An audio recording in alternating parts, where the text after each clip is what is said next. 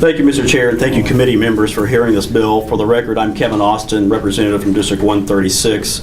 House Bill 1019 is making some changes to the employment law here in the state of Missouri, and I'll summarize, I'd say about 6 of the changes, and of course be happy to answer questions after that. The first change, and several of these changes do nothing more than take Missouri law back to what it was before, after some recent, not so recent Supreme Court holdings. The first one being changing the standard of motivating factor versus contributing factor as to was there a discrimination or discriminatory practice in place. It had been motivating factor, and in our federal courts it's motivating factor as well. The Supreme Court, based upon a definition contained in our Human Rights Commission Act, decided that a contributing factor would be appropriate given that definition. We've changed that definition and have specifically abrogated those holdings to let us go back to motivating factor. Just remember that motivating factor does not mean exclusive. Motivating factor means, as according to the federal jury instruction, says motivating factor plays a part in the decision but need not be the only reason. So it's not exclusive, but it is saying it's motivating, and it could be the reason alone, or it could be the reason with other legitimate reasons. So if there's an unlawful reason that was a motivating factor, then we certainly would apply the law, and there would be a cause of action here on behalf of the harmed or wronged party. Within that, we have further defined what is an employer, and we have defined an employer previously, and we're not changing that. It has to be 6 employees or more. However, we have made some exceptions. 3 of the exceptions really are regarding federal government, federal agencies, and Indian tribes. I don't know that we have the right to have them be subject to lawsuits anyway, so we spelled that out. Another employer that we accepted out were religious groups. And then finally, which is probably a little bit more controversial, is we accepted out employees of employers.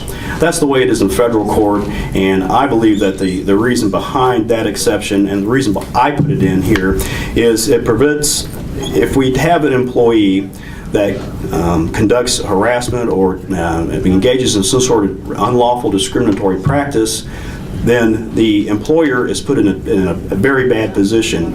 I would hope, and I think they would like to certainly discipline that employee, if not terminate that employee. However, with the threat of litigation or with pending litigation, a terminated employee is a disgruntled employee and a very bad witness. It also opens a door for what we call 065 agreements in our Missouri statutes. Section 537.065, a plaintiff may enter into a settlement agreement with one or more defendants whereby they agree that there will be a judgment taken against that defendant, but they will not collect from that defendant personally. So then the employer could be put in the position of doing the right thing, disciplining or firing that employee, and then that employee turning around and making a deal with the plaintiff, thereby, in my mind, slanting what could the evidence before a jury, or maybe even eclipsing the right to a jury trial whatsoever, or completely. I think that certainly the litigant will still have the employer on the line, and certainly the litigant will still have any insurance policies that would cover a claim on the line. And so this employee, I think, will just make it a little bit more balancing, and will bring in more proper evidence in the case. We went ahead and said that this is the exclusive remedy under the Human Rights Act. I think it is implied by that when we create a statutory cause of action that it is an exclusive remedy, and so we just spelled that out. Another area where we have changed, we have said that the business judgment rule is applicable, and that the courts should instruct the jury so much that the business judgment rule is proper, and that's what's done in federal court. And in fact, even St. Louis County had a model instruction for business judgment rule. What the business judgment rule says is that, my explanation of it is that us as a government, we should not be telling businesses what are good decisions or bad decisions, but we can tell them what are unlawful decisions. So if they enter into some sort of discriminatory act or sexual harassment, then they most certainly should pay the price for that, and that's the unlawful part of it. But if they just make a bad decision, or what seems to us a foolish decision, with no discriminatory intent and with no discriminatory effect, then they should not be held accountable at. And that's the law. And we just want the jury to be able to be instructed on that so that there won't be arguments, or the jury won't be under the false belief that just because they made a foolish decision, they should be held liable. They certainly should be held liable for an unlawful decision. I'll add that too.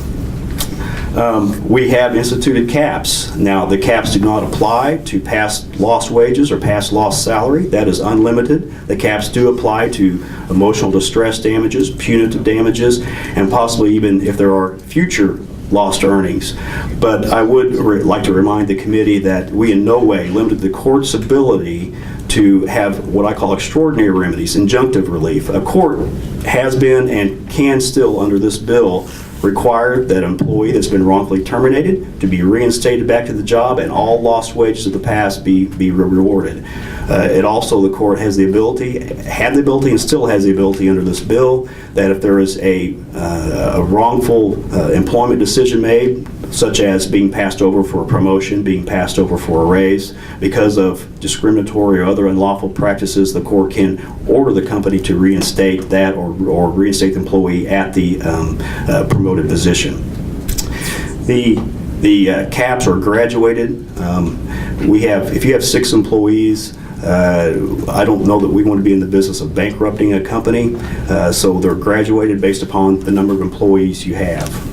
And then finally, we codified the whistleblower statutes, as well as added some language to the workers' comp retaliation laws, and certainly allowing for whistleblowers to be properly compensated if they are discriminated against based upon their whistleblowing activities, and certainly don't allow any sort of discrimination based upon your filing a workers' comp claim. Thank you, Mr. Chairman, members of the committee.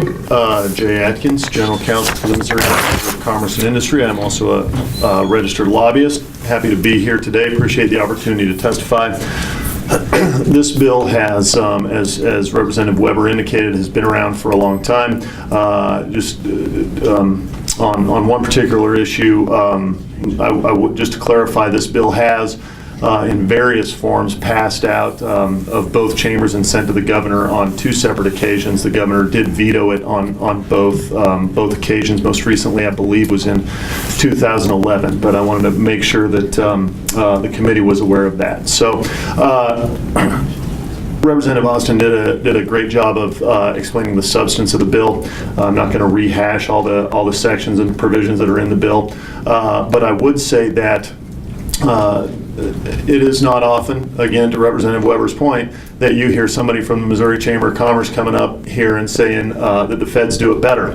But this is one of those cases. In fact, not only do the feds do it better, but so do 48 other states, excluding probably California, is maybe in worse shape on employment law than we are here in Missouri. So the reality is the way that following a handful of Supreme Court decisions in the early 2000s, the way that employment law disputes have been adjudicated in Missouri courts put the employers at a significant disadvantage, and from the Chamber's perspective, do not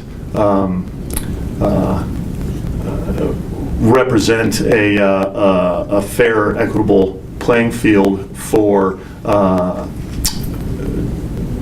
litigating employment disputes. So this is an important piece of legislation. It has been a chamber priority for a number of years, will continue to be so.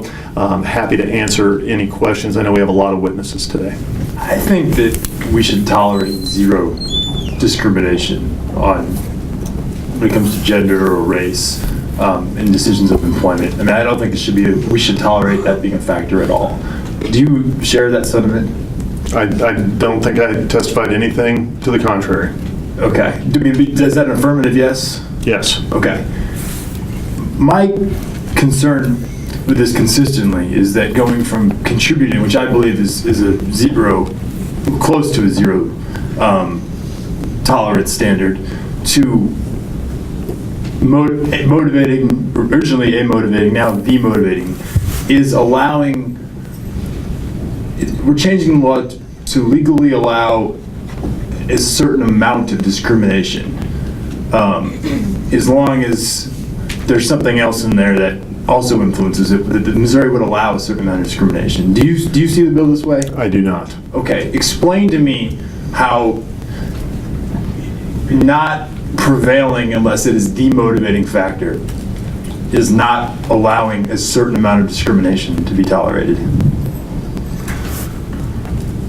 I don't understand how it is allowing discrimination to be tolerated. If I have an amendment that says zero discrimination will be tolerated in the state of Missouri, and if any discrimination is demonstrated, then the plaintiff should win. Would you be supportive of that? I don't know when a plaintiff should win or should not. What I know is that the courts need to, that's why we have courts to decide that very question. But to the extent that your line of questioning is suggesting that the Missouri Chamber in any way supports the idea of discriminating against persons for any reason, I disagree with that. We do not. But the reality is businesses in Missouri are faced with an unfair disadvantage when there are claims of discrimination when in fact there may not be any discrimination. And the federal system, which is what we're adopting here. No, it's not what we're adopting here. The federal system. The federal system. Don't say it's what we're adopting. That's not what we're adopting. We're adopting a different system than the federal system. The federal system has managed since 1960. If you're not trying to allow discrimination to exist in Missouri, then why are you trying to change the standard? Because Missouri's standard is out of whack with the rest of the country and the federal government. How is it out of whack?